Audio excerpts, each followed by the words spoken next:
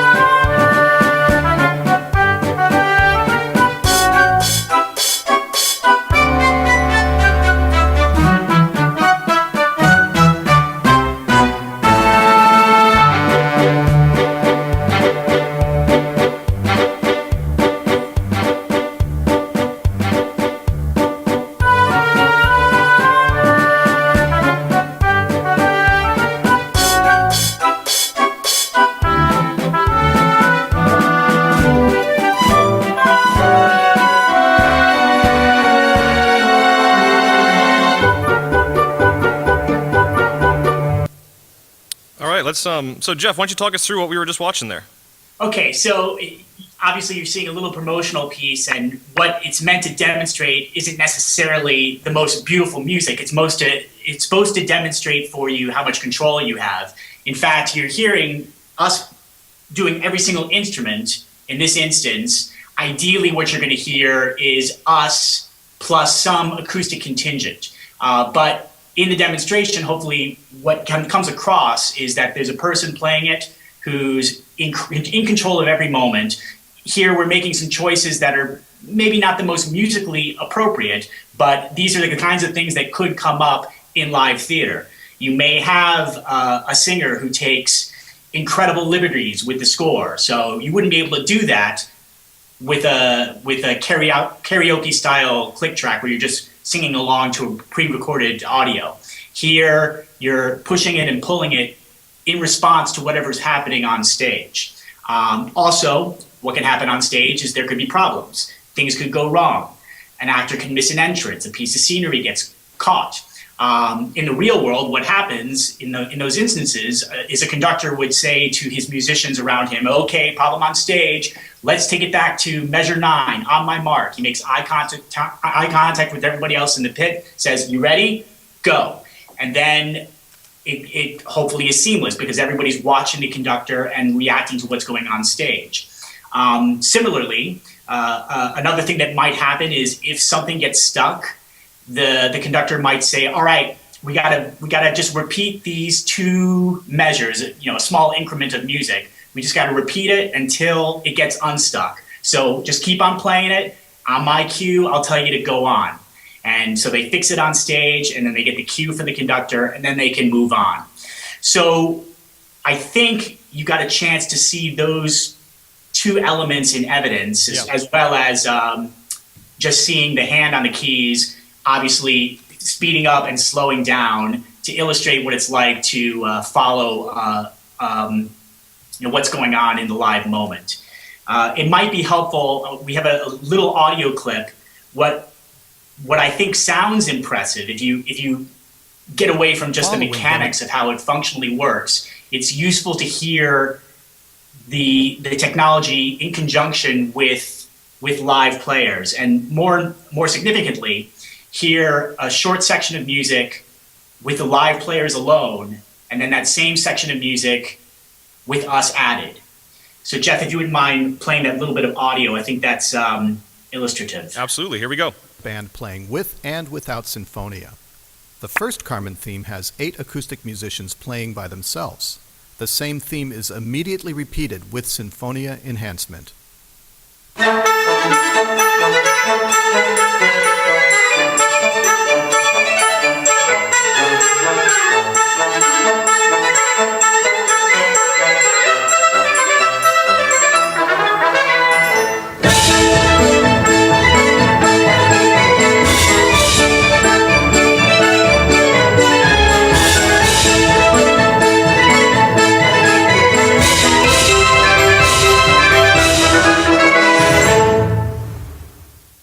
Okay, there you have it.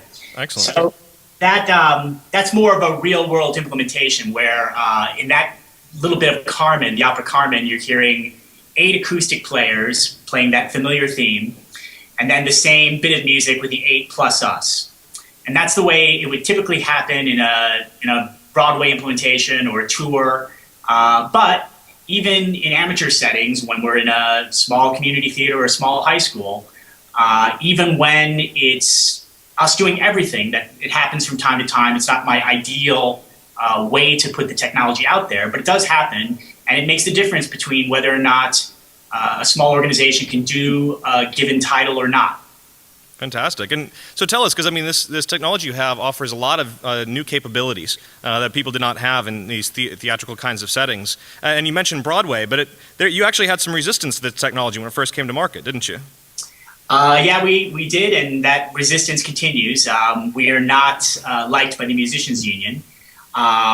They perceive this simply as something that replaces musicians. I don't agree with that. I don't think that's what's actually happening in the real world. What's really going on is this is just another compromise like many other compromises that have been commonplace for decades. But that is the story. That money grubbing producers are going to use this instead of musicians to put all musicians out of work, and it'll be the death of live music.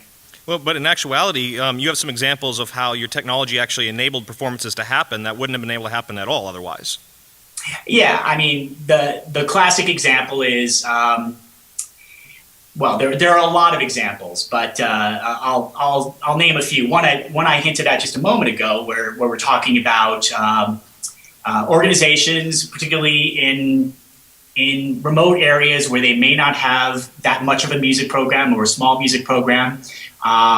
Here, especially in an educational context, you're giving, say, a school with a handful of musicians, but not enough to fill out a full band for a typical classic musical, which may call for, say, 30 musicians.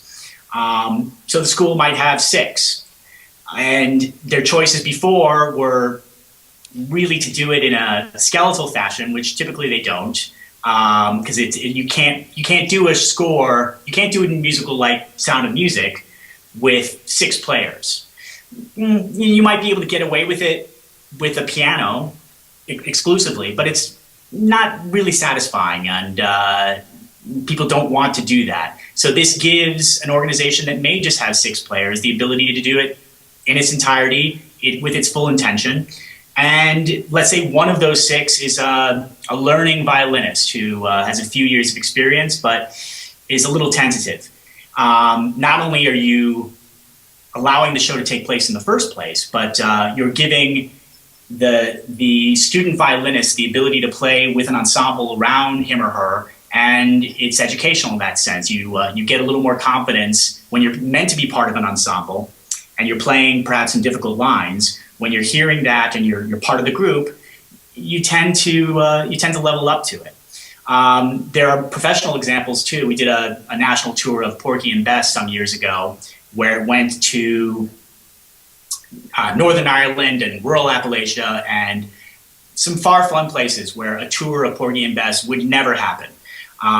They went out with, I think, 8 to 10 acoustic musicians, depending on the leg of the tour.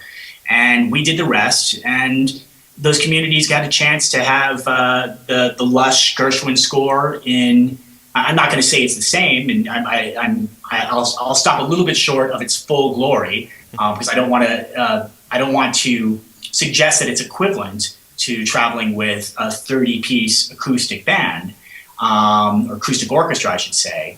But it is convincing, and it is better than the tour not going out at all. Excellent. You made mention, you referenced at the beginning of your presentation that the underlying technology that powers Sinfonia potentially has other applications as well. Can you give us a sense of kind of what's next, what's on the horizon for you all? Well, we have a number of, this is not our only product, and the core technology is used in a couple of other areas. We have a rehearsal technology that is used primarily in a school setting, where you download the software onto a home computer or into a lab setting, and really everyone involved in the show can access it. So it could be simultaneously used in as many computers are available to the organization. And generally what it's used for is if you're in the chorus and you need to learn a complex vocal part, you're a 15-year-old alto in the chorus and you're singing close harmony, this will give you a way to focus in on that individual part, either bring it way up in volume so you can get it into your ear and start to practice with it. And then gradually, as you get more confident, you can either bring it down or mute it entirely, or mute the parts around it so that you can focus in more closely on the part you're trying to study. Drill. It's also used in rehearsal settings to practice choreography for choral numbers. So you can just set it up in a rehearsal room.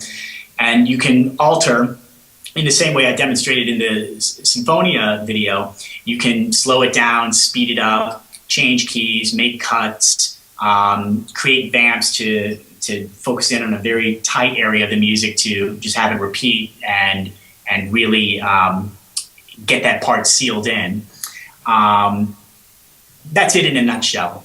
We have another technology that that again is based on the underlying Sinfonia technology, or grew out of it, which allows you to assemble unique sounds that are part of a typical keyboard synthesizer element for a show. A lot of these musicals, they may have used the top technology of their day as far as keyboard and sound technology, but technology moves fast, and those keyboards, generally speaking, are long since obsolete, very hard to get.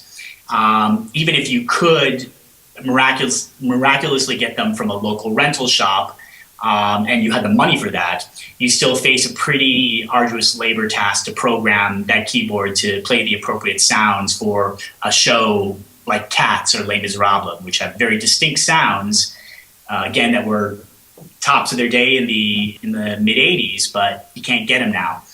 This technology basically puts all the appropriate sounds together in a way that's easily downloaded to your home computer, connect a standard keyboard to it, and you're ready to go to play the show.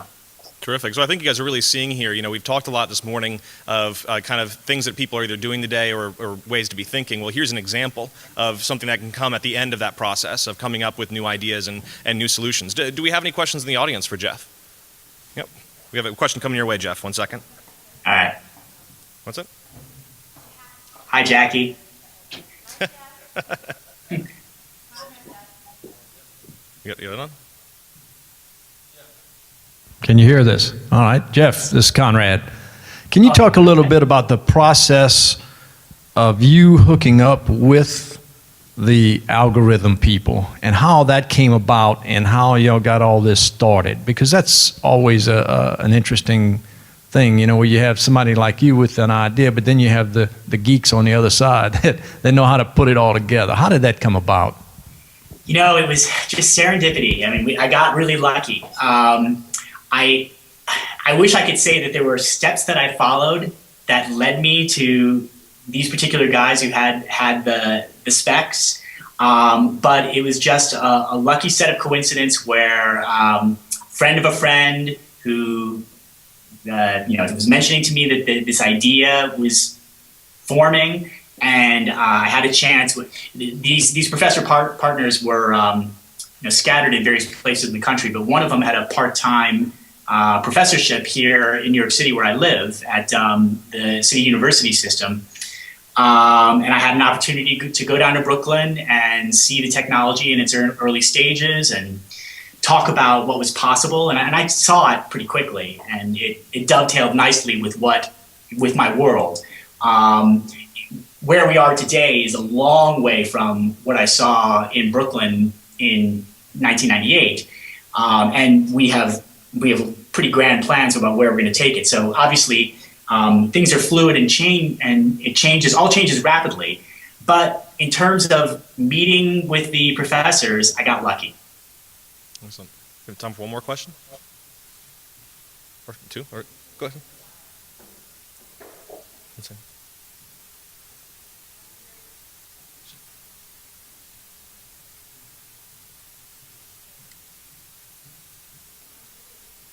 Does it improvise? Can jazz groups play with it? Yes. Part of this has to do actually with some of the features we're rolling out right now. So what you obviously witnessed was fairly preordained. There's a set score, and this score really shouldn't be monkeyed with. When you're playing Sound of Music, the Rodgers and Hammerstein organization does not want you to change a note. So obviously, in that case, it shouldn't really deviate from what's on the page. There's certainly plenty of give and take in the way that you push and pull the rhythm. But to get to your question, there are instances where there may be an improvised section. So one of the functions of the technology allows you to set aside a portion of the keyboard as a playable range. So you might, for example, send a command to the keyboard that happens either via a hotkey or happens at a specific point in the score, say 30 seconds into the song. Suddenly, at that point, the bottom half of the keyboard is for navigational functionality, where you're tapping along and controlling the rhythm, but the upper half of the keyboard is now playing through to a saxophone sound, and you can improvise a saxophone solo if the piece calls for it. So that's an example of how it might be used in an improvisatory setting. Jeff, can you talk a little bit about your process for getting rights to the scores and how you've actually distributed this? How have you sold it to whomever it is you've sold it to? Right. Well, we have some pretty important relationships that mean a lot to our company with the major licensing houses. Not all of them, but the biggest ones. There aren't a lot of these companies out there. But there's Music Theater International. They represent everything from Annie to Guys and Dolls to Wicked, and they handle all the Disney titles. And then there's Rodgers and Hammerstein. You probably know who they are, and their catalog. There's also companies like Andrew Lloyd Webber's company, really useful group. I have relationships with them, and they look to us as their technology resource. So they offer our technology as an ancillary service to their licensees. And that's the main way that we get out to the schools and the secondary licensees of these titles. There's the primary world of Broadway and the kind of the top tier markets, West End and London, or certainly if a movie producer wants to do a big budget movie version of Phantom of the Opera or Les Miserables, we're not going to be involved with that. But when it trickles down to the next markets, which is a major part of their business, when schools and community theaters and the secondary professional market of local theaters around the country and around the world, when they want to do these shows, they first have to get the rights. They get performance rights, and then once they do that, the licensing houses let them know, hey, by the way, there's this company, Real Time Music Solutions, and they offer these services that you might be interested in. And that's how I connect with them. Terrific. Well, let's give Jeff a round of applause. Thanks, everybody. Thanks so much, Jeff. We really appreciate you taking the time. It was a lot of fun. Thank you. All right. Take it easy. Bye-bye. Bye-bye.